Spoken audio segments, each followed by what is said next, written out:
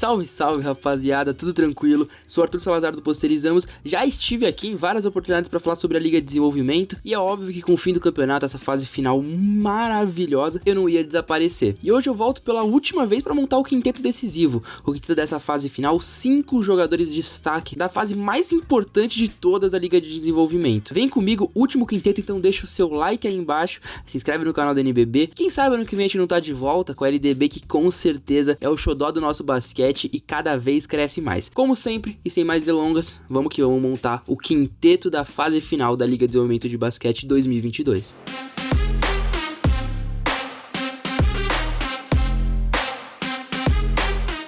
Quando a gente fala de armador, a gente pensa na posição, no estereótipo do que é um armador. Naturalmente existem as mais diversas ideias, as mais diversas opiniões sobre quais são as características desse comandante, desse cara que realmente lidera. Mas até como eu disse nessa última frase, comandar e liderar quase sempre são atributos necessários para um bom armador. O Léo Abreu é destaque não só por isso, mas também por ser o cara que organizou e trouxe toda essa característica única, esse perfil muito único de São José na Liga de Desenvolvimento. Na última fase ele adotou um papel diferente, muito mais pontuador, muito mais agressivo, muito mais decisivo, um jogador até mais feroz do que a gente tá acostumado. Aumentou em 5 sua média de pontos por jogo, terminou a fase final com um pouco mais do que 11 pontos por partida, 6.8 rebotes e 8 assistências acompanham, reforçou seu estilo de jogo, que é basicamente flertar com triplo-duplo em toda a partida, e defensivamente muito ativo, recuperou muita bola para São José, um total de 3.6 por 40 minutos. Líder de assistências, o segundo que mais roubava a bola e o quarto geral em eficiência por partida. Não conseguiu coroar sua campanha maravilhosa que fez na LDB, com o título, teve a derrota ali contra o Pinheiros na final, mas o Léo Abreu marcou essa LDB e trouxe um estilo de jogo que a gente não via há bastante tempo no armador de elite,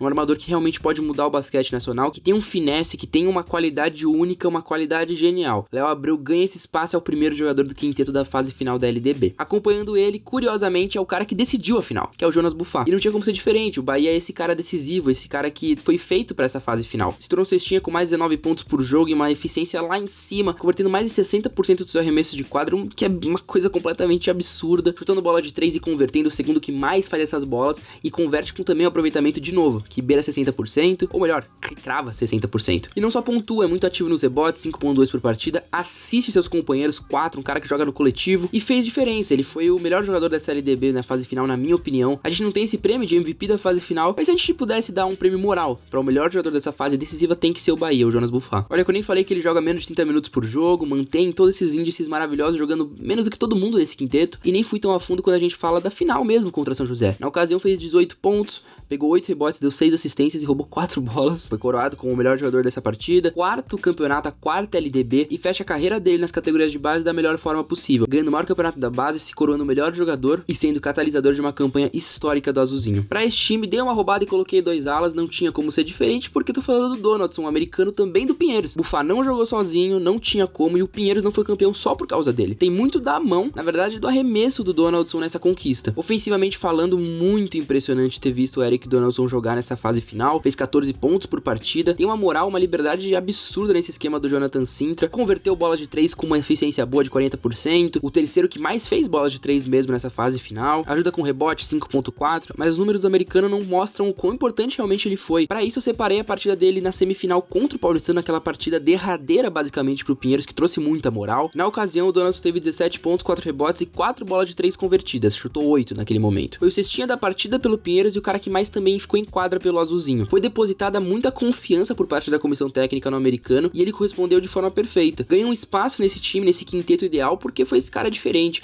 É um jogador que servia muitas vezes, como eu sempre falo, de válvula de escape e merece essa menção, mais um jogador de gala do Pinheiros e consegue essa vaga aqui no quinteto. Para quebrar essa sequência de jogadores do Pinheiros, a gente entra com Mãozinha na posição de 4, o ala pivô desse time. A verdade é que todo mundo esperava, todo mundo sabia e era só uma questão de tempo. Na hora que o Mãozinha entrasse em quadro, o Corinthians ia deslanchar e ele ia ganhar um espaço nessas menções individuais. Porque quando se tratam de números, se trata de performances, é muito difícil alguém superar um cara que nem o Mãozinha para um status de LDB. Só que mesmo assim foi chocante ver ele de novo jogando LDB por um time do Corinthians que ele entrou meio que no meio mesmo. Contribuiu com 14 pontos, 11 rebotes, 3 roubadas de bola, quase 2 tocos e 2 assistências. Jogando 30 minutos de média com aproveitamento do arremesso de quadra de 60%. Ele ia aparecer, não tinha como.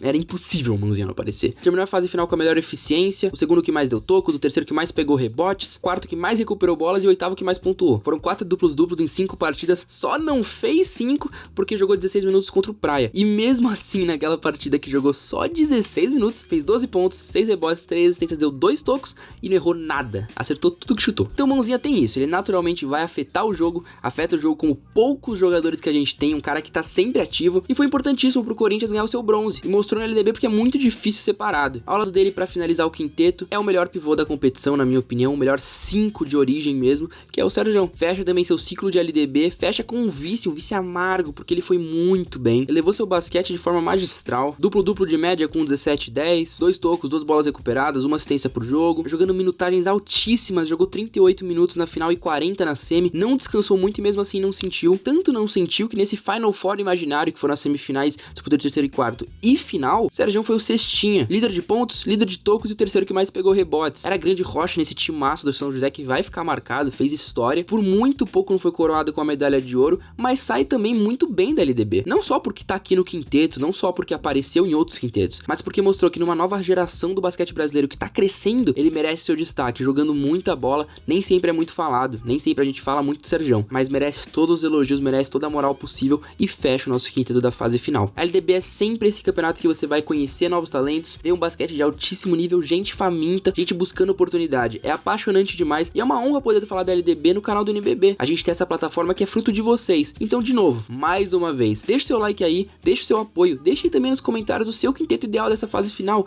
deixa o seu MVP, deixa tudo. Ajuda a gente, compartilha esse vídeo, aproveita para relembrar um pouquinho da LDB que foi maravilhosa, tão maravilhosa que passou voando. Foi uma honra, foi um prazer, foi muito bom. Obrigado a todo mundo que esteve com a gente nessa caminhada, fiquem em paz e até a próxima LDB.